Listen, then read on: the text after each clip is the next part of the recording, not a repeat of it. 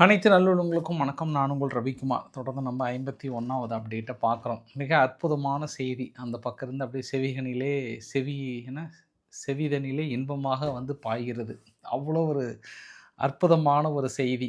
அந்த பக்கம் Marco Rubio அவர்கள் எஸ் எஸ் கன்ஃபார்ம் கன்ஃபார்ம் அப்படின்றாரு. இன்னொரு பக்கம் கத்தார் நோ டவுட். என்ன என்ன உங்களுக்கு சந்தேகம் சொல்லுங்க. அவ்வளோதான், வெற்றி பெற்றுட்டோம் மாறா, வெற்றி பெற்றுட்டோம். ஸ்டேட் ஆஃப் ஹார்மோஸ் கிட்டத்தட்ட எல்லா பிரச்சனையும் முடிய போகுது. இதோ கையெழுத்து போட சும்மா பச்சை இங்கோ என்னது இந்த க்ரீன் பென் சொல்லுவாங்கல்ல, க்ரீன் பென்னோட தயாராக இருக்கிறாங்க அப்படின்னு சொல்கிறாங்க. இந்த மாதிரி அதிரிபுதிரியான சம்பவங்களும் பல அதிரடி சம்பவங்களும் வந்துட்டுருக்கு. அந்த பக்கம் ஒரு பக்கம் குட் நியூஸ் அப்படின்னா இன்னொரு பக்கம் ஒரு பேட் நியூஸுமே இருக்குது. இன்றைக்கி இந்திய கப்பல் மீது ஹவுதிகள் ஒரு தாக்கல் நடத்தியிருக்காங்க. குறிப்பாக சவுதியிலிருந்து வந்த கப்பல் மீது தாக்குதலை நடத்தியிருக்காங்க. தொடர்ந்து சவுதியினுடைய விமான நிலையத்தின் மீதும் தாக்கல் நடத்தியிருக்காங்க. லெபனானில் பேச்சுவார்த்தை என்னாச்சு, காசாவில் பேச்சுவார்த்தை என்னாச்சு, சுற்றி இருக்கக்கூடிய அரசியல் நிகழ்வுகள் என்ன, அனைத்தும் ஒருங்கிணைந்த ஒரு அற்புதமான நிகழ்வை பார்த்து விடலாம். ஸோ பதிவுக்குள்ளே போகிறதுக்கு முன்பு நீங்கள் நம்ம சேனலை சப்ஸ்கிரைப் பண்ணலாம். சப்ஸ்கிரைப் பண்ணிவிட்டு வாங்க. மறக்காம பெல் பட்டனை கிளிக் பண்ண ஆல் ஆப்ஷன்ஸ் கொடுங்க. வீடியோ கொடுக்கலாம்.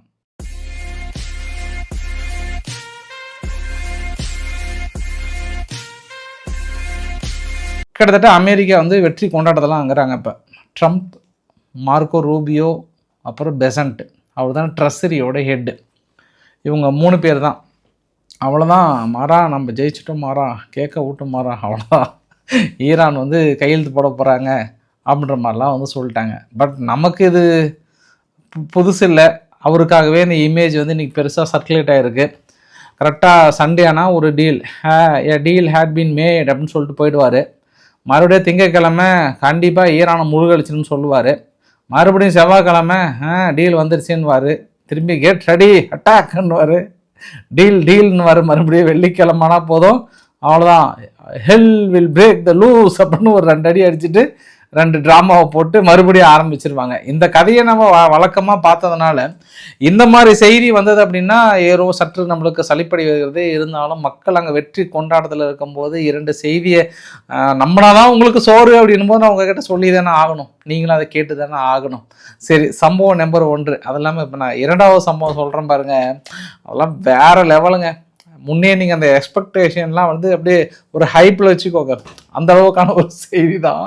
ஃபஸ்ட்டு நான் எதை சொல்லிடுறேன், நான் கத்தாருடைய ஃபாரின் மினிஸ்டர் அன்சாரி அவர்களை சொல்லிட்டாரு, தோஹாவில் அற்புதமான ஒரு பேச்சுவார்த்தை நடந்து கொண்டிருக்கிறது. அந்த ஸ்டேட் ஆஃப் ஹார்மஸ் பகுதி முழுமையாக பொது போக்குவரத்துக்காகவும் கிட்டத்தட்ட நெருங்கிட்டோம். நாங்கள் பேச்சுவார்த்தை அற்புதமாக போயிட்டோம். நல்ல அருமையாக ஃப்ரூட்ஃபுல் ஒரு ரிலேஷன்ஷிப் அப்படின்லாம் சொன்னாங்க. ஃப்ரூட்ஃபுல் ரிலேஷன்ஷிப் அப்படின்ற வார்த்தையை வந்து அதிகமாக பயன்படுத்துவாங்க. நல்ல ஒரு பாசிட்டிவான ஒரு பேச்சுவார்த்தை வந்தது அப்படின்னா. அப்புறம் பெசன்ட் அவர்கள் யார், அமெரிக்காவுடைய ட்ரெஸரி என்ன சொல்கிறாருன்னா, இன்றைக்கோ நாளைக்கோ அவ்வளோதான் கையெழுத்தாகிடுச்சு. Almost heart of the deal, everyone is always talking about that, we made it, you done it, you could do it அப்படிலாம் வந்து அவர் ஒரு பக்கம் வந்து சொல்கிறாரு. சரி மாறா, அப்புறம் என்ன மாறா ஜெயிச்சிட்டியா அப்படின்னா அடுத்து மார்க்கோ ரூபியோ அவர்கள் தான், அவ்வளோதான் அடுத்த டீல், அவ்வளோதான் முடிஞ்சு, ஆல்மோஸ்ட் சக்ஸஸ். கிட்டத்தட்ட இப்போ போக ஆரம்பிச்சிருச்சு. பாதிக்கு மேற்பட்ட கப்பல் வந்து கிளம்ப ஆரம்பிச்சிருச்சு. ஒரு ஃபைனல் கண்டிஷனில் இருக்கும். அப்போ நீங்கள் இப்போதைக்கு உங்களுக்கு ஸ்டேட் ஆஃப் ஹார்மஸ் ஓப்பன் பண்ணால் மட்டும்தானா, இல்லை அந்த நியூக்ளியர்ன்றது நியூக்ளியர் கான்செப்டில் இருக்கீங்களா? எஸ் ஆப்வியஸ்லி நியூக்ளியர் கான்செப்ட் வந்து நாங்கள் தெளிவாக இருக்கிறோம். 2மே அவ்வளோதான், ஆல்மோஸ்ட் முடிஞ்சது, டீல் ஃபைனலைஸ் பண்ணிட்டோம், நான் அவ்வளோதான் ஒரு கொஞ்ச நேரம் சைன் பண்ண போகிறேன் அப்படின்றாரு. பட் எனக்கு ஈரான் தரப்பில் எந்த செய்தியும் வரல. அமெரிக்க தரப்பில் பேசிகிட்டு இருக்கிறாங்க. வழக்கமாக அது விலை குறைவுக்கு ஏற்படுத்துகிற நாடகமாக இருந்தாலுமே, இல்லை ஒரு நாடகமாக அப்படின்னாலுமே ஒரு 2 நாள் தாங்காதில்ல. பட் 2 நிகழ்வுகள் பார்த்தேன் நான். ஒன்று வந்து தெஹ்ரானில் இருக்கக்கூடிய ஒரு முக்கியமான ப்ரோவின்ஸ், அது அந்த ஃபேக்ட்ரிஸ்லாம் நிறையா இருக்கக்கூடிய பகுதி, ஷம்ஷாத் அப்படின்னு சொல்லுவாங்க. அந்த இடத்துல ஒரு இண்டஸ்ட்ரியல் கம்பெனி ஒரு 2-3 இடத்துல, மேபி அது வெடி விபத்தின் காரணமாக இல்லை உள்ள கம்பெனிக்குள்ளே ஃபால்ட்டாக என்னன்னு தெரியல, கொஞ்சம் கமுக்கமாக இருக்குது நியூஸ். ரொம்ப அப்படியே கமுக்கமாக அமைதியாக இருக்குது. ஒரு சின்ன சச்சரவு தான், பெருசாலாம் இல்லை. அப்புறம் தெஹ்ரானில் இருக்கக்கூடிய மருத்துவமனை ஊழியர்கள் பற்றாக்குறையினால் ஒரு சில போராட்டம்லாம் பண்ணாங்க. கொஞ்சம் போய் ஃபோர்ஸ் பண்ணி ஒரு சில நர்ஸுங்களாம் டீடைன் பண்ணி கொஞ்சம் அப்படியே ஒரு கட்டுக்குள்ளே கொண்டு வந்தாங்க. தெஹ்ரானில் ஒரு சின்ன சின்ன இஷ்யூ தான், பெருசாக வந்து பேசிக்கிற அளவுக்குலாம் இல்லை. பட் ஆனால் இன்னைக்கு காலையிலேருந்து ஊடகங்களில் ஒரு செய்தி வந்துகிட்டே இருந்தது. இது இஸ்ரேல் சேனல் வெளியிட்ட செய்தி தான் ஃபஸ்ட்டு. மேபி அது வந்து அவங்களுடைய பொறியில் வந்து விழுறாங்களான்றதுக்காக கூட வெளியிட்டிருக்கலாம். பட் அதை நம்பி நிறைய சேனல் வெளியிட்டிருந்தாங்க. அதனால் அந்த விஷயத்த சொல்கிறேன். இதுதான் சம்பவம் நம்பர் 2. பெசஸ்கியன் அவர்கள் வந்து நீங்கள் கேள்விப்பட்டிருப்பீங்க நிறைய பேர். பெசஸ்கியன் அவர்கள் வந்து ராஜினாமா பண்ண போகிறாரு.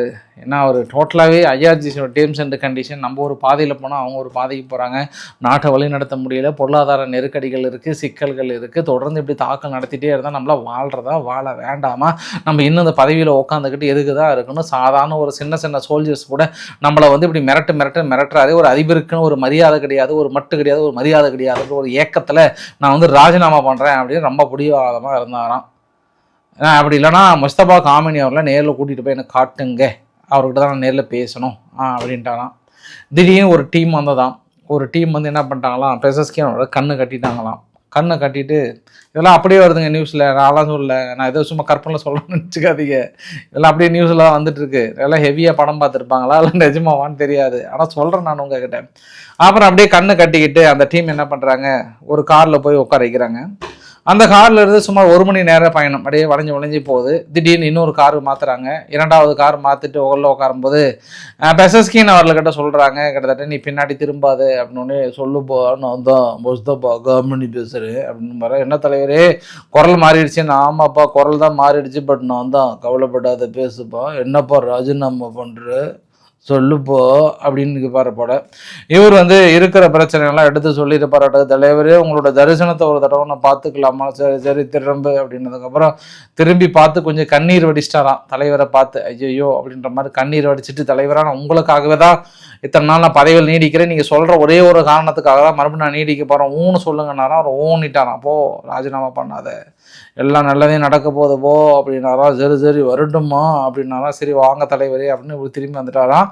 அவருடைய மர்மமான முறையில் போய் இறங்கிடுச்சான். இந்த சந்திப்பு வந்து சுமார் ஒரு 2 மணி நேர சந்திப்பு. இந்த பேச்சுவார்த்தைக்கு அப்புறம் வந்து பெசஸ்கியன் அவர்கள் தனது ராஜினாமாவை வந்து நிறுத்தி விட்டார் என்று அங்கே இருக்கக்கூடிய செய்திகள் இப்படி வந்த வண்ணமாக இருக்கிறது. இதை பார்த்த உடனே எனக்கு எந்த உலகத்தில் வாழ்றீங்க அப்படின்னு நினச்சிக்கிட்டு நான், இல்லை செய்தி சேனல் எழுதுறதுக்கு ஒரு நியாயம் வேணாமா, ஒரு நீதி வேணாமா, ஒரு நேர்மை வேணாமா அப்படின்னு நினச்சேன் நான். ஒருவேளை அவங்க என்ன நினச்சிருப்பாங்கன்னா, இப்படியாவது முஸ்தபா காமினி அவர்கள் எதாவது வெளியில வந்தாருன்னா எங்கேயாவது பார்த்துடலாமா, கண்டுபிடிச்சிடலாமான்னு நினச்சதுக்காக மேபி இஸ்ரேல் வந்து பரப்பி இருப்பாங்க. அதை விட ஹைலைட் என்னன்னா, இந்த படத்தில் டைலாக் மாதிரி கண்ணை கட்டிட்டு கூட்டிகிட்டு போனாங்களாம், காரில் உட்கார வச்சாங்களாம். இன்னைக்கு பெரும்பாலான நியூஸ், நான் இன்னும் 2 நியூஸ் மட்டும் தான் எதிர்பார்க்கல, ராய்டர்ஸும் வால் ஸ்ட்ரீட் ஜேர்னலும், அவங்க தவிர எல்லா சேனலும் வெளியிட்டிருக்காங்க இந்த நியூஸை. இதை கண்ணை கட்டி கூட்டிகிட்டு போனாங்களாம், காட்டில் உட்கார வச்சாங்களாம். கடைசியில் இன்னொரு காரில் போயிட்டு நான் தான் முஸ்தபா பேசுகிறேன் சொல்லுப்பான்ற மாதிரி இந்த முகேஷ் கணக்காக பேசுகிறேன். ஏதோ பாஸ், ஏதோ எனக்கு மனசுக்கு பிடிச்சிருந்த ஒரு நியூஸாக இருந்ததுனால உங்ககிட்ட சும்மா கலகலன்னு சொல்லிட்டு நீங்களும் ஹாப்பியாக இருங்க. பட் அக்ரிமெண்ட் எல்லாம் ஈரான் போட்டுருவாங்க அப்படின்ற நேரத்தில் இந்த ராய்டர்ஸ் என்ன பண்ணுறாங்க, இப்போ இப்படி கொளுத்தி விடுறாங்க. யார்? ஈரான்கிட்ட. என்ன கொளுத்தி விடுறாங்கன்னா, இப்போ அமெரிக்கா கிட்ட ஒரு லாங் ரேஞ்ச் ப்ரிசைஸ்டு மிசைல்ஸ் கூட கிடையாது, ஒன்று கூட கிடையாது. அவங்க மிசைல்ஸ் இல்லாமல் வந்து தடுமாறுறாங்க. குறிப்பாக ATACMS, இந்த பிரிம்ஸ் எல்லாம் எந்த மிசைல்ஸுமே இல்லை. அதுக்கு அவங்க கொடுத்த எக்ஸாம்பிள் தான் அல்டிமேட்டு. என்ன எக்ஸாம்பிள் அல்டிமேட்டாக கொடுத்தாங்கன்னா, இதே அமெரிக்கா வந்து முன்னாடி வந்து பயங்கர கோபம் வந்திருக்கும். இப்போ 2 கப்பல்கள் மீது கடந்த 2 நாளில் அடிச்சிருக்காங்க. அமெரிக்கா சொன்னதுக்கப்புறம் ட்ரம்ப் ஒரு வெறி பிடித்த வேங்கை. அவர் ஒரு கப்பல் மீது தாக்கல் நடத்தினா கூட திருப்பி அடிக்கிற ஆள் அவங்க. அதாவது என்னது, ஒதுங்கி நிற்கிற ஆளில் தேடி போய் அடிக்கிற ஆள் அப்படின்லாம் ஏற்கனவே டைலாக் விட்டு ஒரு கப்பல் மீது தாக்கல் நடத்தினாவே அடித்தவங்க தான். யார்? அமெரிக்கா. ஆனால் இப்போ பாருங்கள், 2 கப்பல் மீது அடுத்தடுத்து தாக்கல் நடத்துகிறாங்க. நீங்கள் பாதுகாப்பு கொடுத்த போர் விமானமாக இருக்கட்டும் எல்லாமே திரும்பி போயிடுச்சு, மிரட்டி உங்களை திருப்பி அனுப்புகிறாங்க. ஆனால் அப்பயும் உங்களுக்கு கோபம் வரல, ஒரே ஒரு சின்ன தாக்கல் கூட நடத்தலை. சந்தேகம் நம்பர் 1. சந்தேகம் நம்பர் 2, இன்னைக்கு காலையில் குவைத்தில் இருக்கக்கூடிய அமெரிக்க நிலைகள் மேல் அடிச்சிருக்காங்க, பெரிய பாதிப்புகள் வந்திருக்கு. அதை பற்றி ஒரு சிங்கிள் செய்தி சென்காம் கூட வெளியிடல, அப்படியே அமைதியாக இருக்கீங்க. அப்போ சந்தேக நம்பர் 2 வந்து ஊர்ஜிதமாகுது. சந்தேக நம்பர் 3 என்ன அப்படின்னா, தொடர்ந்து அவங்க இந்த மாதிரி நாங்கள் பேச்சுவார்த்தைக்கு வரல, ஒன்றும் வரல, பொய் புழுகள், அண்ட புழுகு, ஆகாச புழுகு அப்படின்லாம் பயங்கரமாக உங்களுக்கு கேவலப்படுத்துகிறாங்க. இவ்வளோதான் கேவலப்படுத்துகிறாங்கல்ல, அதை கூட நீங்கள் என்ன பண்ணுறீங்க, இப்படி சொல்கிறாங்க, ஆனால் நாங்கள் பேச்சுவார்த்தைக்கு முன்னாடியே வந்துட்டாங்க, நீ அப்படி சொல்கிறீங்க. பார்க்கலாம். இது எல்லாமே அமெரிக்காவிடம் ஆயுதங்கள் சுத்தமாக இல்லை என்பதை ராய்ட்டர்ஸ் சொல்கிறாங்க.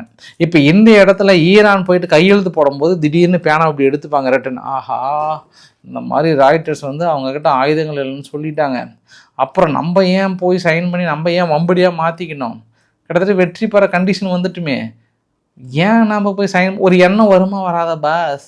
இப்போ நீங்கள் ஈரான் இடத்துல இருந்தீங்கன்னா இப்போ ராய்ட்டர்ஸ் நியூஸை பார்த்துட்டு நீங்கள் என்ன நினைப்பீங்க சொல்லுங்கள் பாஸ்? சைன் பண்ணிடுவீங்களா, பண்ண மாட்டீங்களா? பண்ண மாட்டேங்க தானே. இப்போ அந்த ஒரு எண்ணத்தை உருவாக்கிட்டாங்க இப்போ ராய்ட்டர்ஸ் பத்திரிகை. இப்போ நம்ம இந்த மாதிரி பெரிய பத்திரிகைகளோட செய்திகள்லாம் நம்புவாங்களா ஈரான் அப்படின்னா 100% நம்புவாங்க. ஏன்னா ஃபஸ்ட்டு இந்த மாதிரி செய்திகளோட சார அம்சம் தான் ஹிட் வெரி ஹார்டாக அடிக்க போகிறாங்க. அதற்கான ஏற்பாடுகள் நடக்க போகுதுன்னு தெரிஞ்சதுக்கு அப்புறம் தான் ஈரான் மிகப்பெரிய எச்சரிக்கைகள் கொடுக்குறாங்க. தாக்கல் நடத்தினா முடிச்சுடுவோம் கதையன்ற மாதிரிலாம் சொல்லியிருந்தாங்க. ஆனால் இன்னைக்கு கூட பென்குரியன் விமான நிலையம் திடீர்னு ரொம்ப ஃபேமஸ் ஆச்சு. ரீஃபில்லிங் டேங்கர்லேருந்து எல்லாம் சும்மா தொடர்ந்து அடுத்தடுத்து வந்துட்டு இருந்த ஒரு பதிவுகளும் பார்க்க முடியுது. சரி, இது ஹாப்பியான நியூஸ், கொண்டாட வேண்டிய நியூஸ்.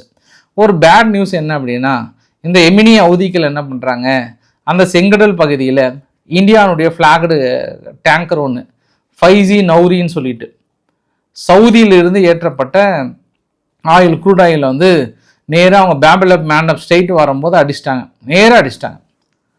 கிட்டத்தட்ட மூழ்கிடுன்றது மாதிரி தான் சொல்கிறாங்க. அதில் பயணம் பண்ணது 14 பேர், 13 பேர் இந்தியர்கள், ஒரு எமினி ஹவுதிகள், எமினி கண்ட்ரிலேருந்து ஒருத்தர் வந்தார், மொத்தம் 14. இதை யார் மீட்டது அப்படின்னா ஓமன் அங்கே இருக்கக்கூடிய ஆளுங்கள் மூலிமா மீட்டியிருக்காங்க. இது இன்னும் சவுதி எதுவும் சொல்லாமல் இருக்கிறாங்களா? இது சம்பவம் நம்பர் 1. சம்பவம் நம்பர் 2, சும்மா அவங்களிருந்து ஒரு 18 கிலோமீட்டர் பக்கத்தில் நஜ்ரான் அப்படின்ற ஒரு விமான நிலையம் இருக்குது. யார், இந்த எமினி ஹவுதிகள் கிட்ட இருந்து ஒரு 18லேருந்து 20 கிலோமீட்டர் தள்ளி, சும்மா பக்கம் தான். அந்த விமானத்தின் மூலமாக ஒரு 4 ட்ரோன் அனுப்பியிருக்கிறாங்க. தாக்குதல் வெற்றி, ஹே வெற்றி வெற்றி அப்படின்றாங்க எமினி ஹவுதிகள் சார்பாக. நம்மனா உங்களுக்கு சோறு தான் கன்ஃபார்ம் அப்படின்றாங்க. சரி, நம்மளும் நம்பிக்கலாம். பட் சவுதி அரேபியாவிலிருந்து எந்த தகவலும் வரவில்லை, எந்த எதிர்ப்பும் வரவில்லை. அப்படி ஒரு சம்பவமே இல்லாத போல் நடித்து கொண்டிருக்கிறார்கள் அங்கே. இன்று அடித்து விட்டோம், தாக்குதலை நொறுக்கி விட்டோம், இனி எதிரிகளுக்கு பாடம் புகட்டுவதுதான் எங்களது ஒரே வேலை அப்படின்னு யார் ஹவுதி தரப்புல பயங்கரமாக சொல்லிட்டு இருக்கிறாங்க.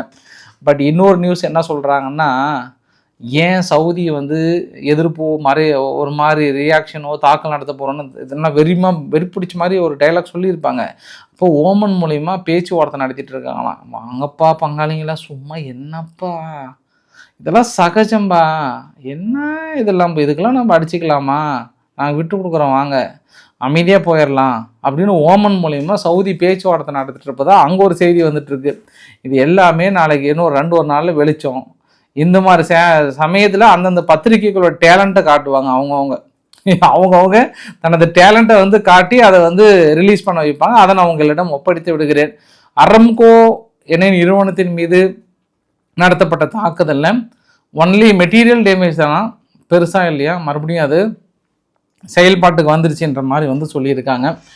ஈராக்கில் இருந்து ஒரு குரூடாயில் ஒன்று ஈரான்கிட்ட பர்மிஷன் வாங்கிட்டு ஸ்டேட் ஆஃப் ஹார்முஸ் கடந்திருக்கான். இது ஒரு வெற்றிக்குறியாக பார்க்குறாங்க. சிரியானுடைய ஆர்மி திடீர்னு தெரியல மிலிட்ரி அலர்ட் ஒரு சிக்னல் கொடுத்துருக்காங்க. என்ன காரணம் ஏது அதெல்லாம் எதுவுமே அனௌன்ஸ் பண்ணல அவங்க. அடுத்து நம்ம காசா விவகாரத்துக்கு போயிடலாம். இது இறுதி ஊர்வலம். ரொம்ப நாளாக அந்த இடிபாடு கட்டிடங்களுக்கு நடுவில் இது மாதிரி நிறைய உடல்கள் எடுக்காமல் இருந்திருக்காங்க. மொத்தம் 112 உடல்கள். அதில் ஒரு பெரிய ஃபேமிலி ஒன்று, ஒரு 20-30 ஃபேமிலி, ஒரே ஜாயின்ட் ஃபேமிலி போல் அவங்க குடும்பங்கள் மட்டும் இல்லாமல் ஒட்டுமொத்தமாக 112 பேர் இறந்த உடல்களை ஒரே நேரத்தில் அஞ்சலி செலுத்தியிருக்காங்க. அந்த அஞ்சலிக்கான பதிவுகளை பார்க்குறோம். இன்னொரு சம்பவமும் நடந்தது. நேற்று ஹமாஸ்னுடைய ஜாப்லியா கமாண்டர் ஒருத்தர் இறந்து போயிட்டார். அவருக்கான ஊர்வலமும் இன்னொரு சைடில் நேற்று நடந்தது. அதாவது ஐடிஎஃப்னுடைய ஸ்ட்ரைக்கில் தொடர்ந்து இஸ்லாமிக் டிஃபென்ஸ் ஃபோர்ஸ் தாக்கு நடத்தினாங்கல்ல, ஸோ அந்த பக்கம் இன்னொரு ஊர்வலம் நடக்குது. அதே சமயத்தில் இங்கே பொதுமக்களுடைய ஊர்வலம் நடக்கிறது. ஸோ தொடர்ந்து இந்த தேடுதல் வேட்டையில் கொஞ்சம் ஈடுபட்டிருந்தது இஸ்ரேல். எங்கள் குபாட்டியா அப்படின்ற ஒரு ஏரியாவில், அதாவது ஜுடா அண்டு சமீரா, இங்கேருந்து தானே அந்த எல்லை பகுதியில் தாக்கல் நடத்தினாங்க. இப்போ அந்த பகுதியிலிருந்து என்ன சொல்கிறாங்கன்னா, கொஞ்சம் ஆயுதம் ப்ரொடக்ஷன் வந்து இருந்ததாகவும் அதை நாங்கள் தேடி கண்டுபிடிச்ச மாதிரியும் ஒரு சில வீடியோ பதிவுகளை வந்து வெளியிட்டிருக்காங்க. காசாவுக்குள்ளே என்ன பிரச்சனை அப்படின்னா, திடீர்னு ஹமாஸ் வந்து என்ன சொல்கிறாங்கன்னா, ஹமாஸ் இல்லை, இந்த பக்கம் வந்து அவங்க குறிப்பிட்ட பகுதியிலேருந்து வெளியேற மறுக்கிறாங்க. ரொம்ப ஒரு சென்சிட்டிவான கேமராலாம் ஃபுல்லாக பொருத்திட்டு இருக்காங்க இஸ்ரேல் அப்படின்றாங்க. இப்போ காசா தரப்பில் என்ன சொல்கிறாங்கன்னா, ஹமாஸுடைய புதிய தலைவர் என்ன சொல்கிறாங்கன்னா, இஸ்ரேல் வெளியேறினா தான் நாங்கள் ஆயுதங்களை சரண்டர் பண்ணுவோம். ஏன்னா நாங்கள் ஆயுதங்களை சரண்டர் பண்ணதுக்கப்புறம் திடீர்னு இங்கே இஸ்ரேல் எங்களை அடிச்சிட்டாங்கன்னா எங்கள் உயிருக்கு கேரண்டி கிடையாது. அதனால் அவங்க வெளியேறட்டும், நாங்கள் ஆயுதங்களை கொடுக்குறோம் அப்படின்றாங்க. இஸ்ரேல் என்ன சொல்கிறாங்கன்னா, அவங்க ஆயுதங்கள் கொடுத்தாங்களா இல்லையான்னு முழுமையாக நாங்கள் வெரிஃபை பண்ணதுக்கப்புறம் தான் நான் ஏரியா விட்டு வெளியே கிளம்புவோம். ஏன்னா எங்களுக்கு அங்கே இருக்கிற குழு மீதுலாம் நம்பிக்கை கிடையாது. துருக்கி, எகிப்தெல்லாம் போயிட்டு எந்த அளவுக்கு நம்ம எல்லாம் அவங்க ஆளுங்க அவங்கெல்லாம், அதில் எந்த மாற்று கருத்துமே இல்லை. அதனால் அந்த பேச்சுக்கே அர்த்தம் இல்லைன்றாரு. ட்ரம்ப் என்ன சொல்கிறாருன்னா, சரி ஓகே நான் ரீஅஷ்யூர் பண்ணுறேன், வேணா அவங்க ஆயுதங்கள் போட்டதுக்கு அப்புறம் கூட இஸ்ரேல் வெளியேறதுக்கான வேலைகளை பார்க்குறேன், நான் தொடர்ந்து பேச்சுவார்த்தை நடத்திட்டு இருக்கிறேன் அப்படின்ற மாதிரி வந்து சொல்கிறாரு. நயம் கோஷம் அவர்கள் யாருங்க, லெபனானில் இருக்கக்கூடிய ஹெஸ்போல்லானுடைய தலைவர். லெபனானுடைய இறையாண்மையை அடகு வைத்து விட்டது இஸ்ரேலிடம், அடகு வைத்து இந்த பேச்சுவார்த்தை நடந்து கொண்டிருக்கிறது. இது லெபனான் மக்களுக்கு செய்யப்படுகிற ஒரு துரோகம், நாட்டை எழுதி வைக்கிறது, தேசப்பற்று இல்லாத ஒரு இப்போ இருக்கக்கூடிய தலைவர்கள் அப்படின்னு சொல்ல. லெபனானுடைய பிரைம் மினிஸ்டர் நவாப் ஷலீம் அவர்கள் என்ன சொல்லிட்டாருன்னா, தேசப்பற்று பற்றி பாடம் எடுக்க வேண்டிய அவசியம் இங்கே ஹெஸ்புல்லாவுக்கு தகுதிகளை தராதரம் கிடையாது. என்ன இருக்கிறது அவர்களிடம்? அவர்களால் தான் இந்த நாடு இந்த அளவுக்கு குட்டிச்சவராகி இருக்கிறது. எல்லை பகுதியிலே இந்த தாக்கல் நடத்துவதும், லெபனான் மீது நடத்தப்படுகிற தாக்குதலுக்கு முழு பொறுப்பு யார் காரணம்? ஹெஸ்புல்லா தான் காரணம். உங்களுடைய தனிப்பட்ட சுயநலத்திற்காக எங்கள் மீதும் எங்கள் மக்கள் மீதும் தாக்கல் நடத்தி கொன்று குவித்து கொண்டிருக்கிறார்கள். நீங்கள் வந்து எங்களுடைய தேசப்பற்றி பாடம் எடுக்கிறீர்களா? அப்ப பதர்களே அப்படின்ற மாதிரி இவர் டென்ஷன் ஆகி பேசுறாரு. அவரு பின்னாடி டென்ஷன் ஆகி பேசுறாரு. இப்போ வந்து ஹெஸ்புல்லா நினைப்பாங்க, பார்த்தாப்பா நம்மளை பார்த்தா கை கட்டிக்கிட்டு இப்படி ஒதுங்கி போயிட்டு அண்ணே சொல்லுங்கண்ணே அப்படின்னு ஒதுங்கி போகிற ஆளெல்லாம் இன்றைக்கி ஹெஸ்புல்லாவை எதிர்த்து பேசுகிறாங்க அப்படின்னாங்கன்னா நம்ம கொஞ்சம் டம்மி பீஸ் ஆகிட்டோமா அப்படின்னு இந்த இடத்துல ஹெஸ்புல்லா நினைப்பாங்க. ஏன்னா ஹெஸ்புல்லா எதிர்த்து யாரும் பேச மாட்டாங்க. இதே இஸ்ரேல் தாக்குதல் நடத்துறதுக்கு முன்பெல்லாம் வந்து ஹெஸ்புல்லா வந்து ஒரு வலிமை மிகுந்த இராணுவம், லெபனான் இராணுவம் கூட அந்த அளவுக்கு கிடையாது. ஏய் என்ன அங்கே ஏரியாவில் சத்தம்னாட கீச்சுன்னு அமைதியாக இருப்பாங்க. லெபனானுடைய இராணுவம் சரி, அங்கே இருக்கக்கூடிய மிலிட்ரியும் சரி. பட் இப்போ என்ன சொல்கிறாங்கன்னா, அந்த அளவுக்கு எதிர்த்து பேச ஆரம்பிச்சிட்டாங்க. அப்படின்னா என்ன அர்த்தம்? அமெரிக்கா பின்புலமாக இருக்கிறது அப்படின்னு தானே அர்த்தம். ஏன்னா இன்றைக்கி பேச்சுவார்த்தைலாம் நடந்துகிட்ருக்கு, பொறுத்து இருந்து பார்க்கலாம். நம்ம தென்கொரியாவில் அமெரிக்காவுக்குன்னு ஒரு பேஸ் ஒதுக்குறாங்க, ஓசன் ஏர்பேஸ்ன்னு சொல்லிட்டு. அந்த பகுதியில் பாருங்கள், மாணவர்கள் 10 பேர், அவங்களுக்கு ஏதோ ஒரு புரிதல் இருந்திருக்கு. அந்த பேஸுக்கு வெளியில் போயிட்டு அமெரிக்காவுக்கு எதிராக ஒரு முழக்கத்தை விட்டுருக்குறாங்க தென்கொரியாவில்.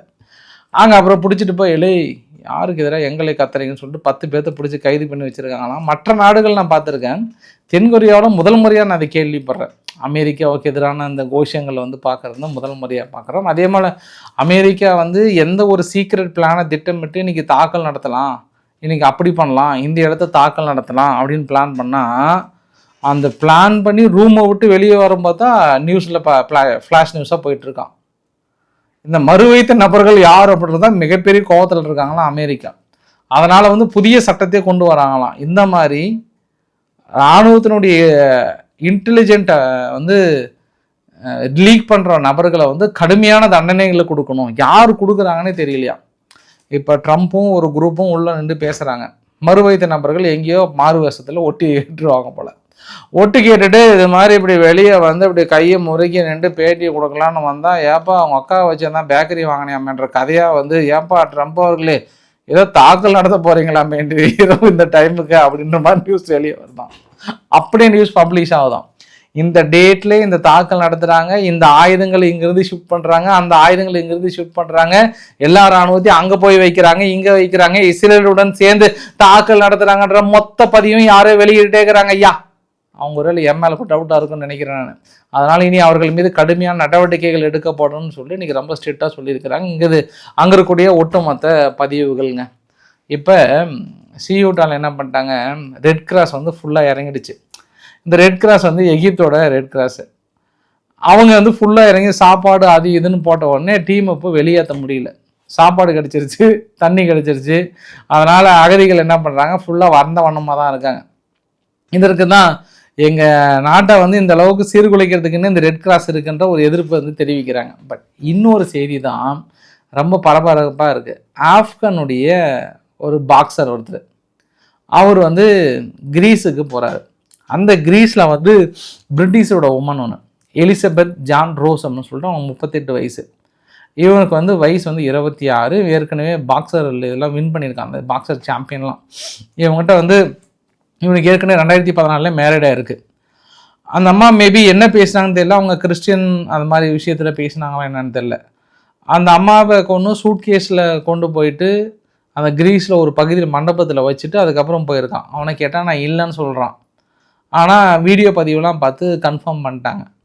இப்போ என்ன இந்த நியூஸ் வந்து என்ன சொல்ல வராங்க இந்த உலகத்துக்குன்னா, இந்த மாதிரி அகதிகள் உள்ள வந்து இந்த மாதிரியான விஷயத்தையும் கையில் எடுக்கிறாங்க அப்படின்ற ஒரு விஷயத்தை எடுத்துருக்காங்க. இப்போ கைது பண்ணிட்டாங்க இன்றைக்கி. அவன் யார், ஆப்கானுடைய நபர். அவனும் வந்து பாக்ஸர் தான், பட் எங்கள் அகதிகளாக வந்திருந்தான், இந்த மாதிரி கிரீஸில் வந்து இவ்வளோ தைரியமாக பண்ணியிருக்கான் அப்படின்ற ஒரு விவகாரத்தை எடுத்திருக்காங்க. இதே கதி தான் நாளைக்கு ஸ்பெயினுக்குள்ளேயும் வரும், இந்த மாதிரி நீங்கள் அலோவ் பண்ணிங்கன்னான்ற விவகாரத்தை விஸ்வரூபமாக எடுத்திருக்காங்க. பார்க்கலாம் நம்ம. ஸோ இன்றைக்கு ஓரளவுக்கான தகவல் நான் கவர் பண்ண நினைக்கிறேன். பிடிச்சிருந்தா லைக் பண்ணுங்கள், ஃப்ரெண்ட்ஸையும் ஷேர் பண்ணுங்கள், சப்ஸ்கிரைப் பண்ணுங்கள். ரவிக்குமார் சோமச்சல். நன்றி, வணக்கம்.